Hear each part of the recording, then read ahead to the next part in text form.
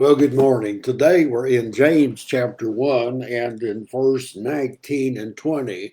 Now, James has given advice uh, to the church. I mean, he's writing to brethren and he's dealing with the issue of anger. And you know people, and so do I, that have anger issues. Now, notice what James says, because what he's saying, I want to say it very simply, and it's such a fundamental thing. What James, in essence, is going to say is that anger does not work the righteousness of God. So let's look and see what he has to say in James chapter 1, verse 19 and 20. Notice he'll say, "So then, beloved brethren, let every man be swift to hear, slow to speak, and watch it here, and slow to wrath."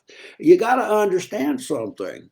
Anger doesn't help you. In fact, the counsel of the Bible is to walk away from it as fast as possible. You want to know why? Because anger hurts people. And maybe you've been wounded by anger. I mean, anger, you say some hurtful words that just really just tears you up. In fact, even an angry look can be very depressing and upsetting. Now, over in Ephesians chapter 4, there's some very good advice there.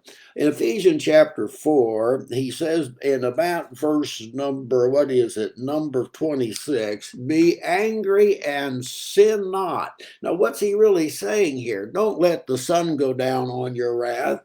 And what I think Paul is saying to us, get rid of it as quickly as you can. Don't let it take root and where it springs up in bitterness and revenge and all that bad stuff. Have you ever thought about this? God never said, "Blessed are they that are angry." Didn't say it.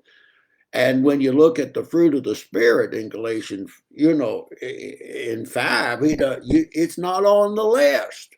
And so you have to be careful about anger because it's so destructive and it's so hurtful.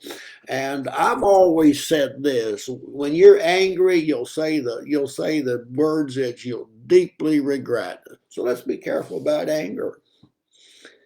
See you tomorrow.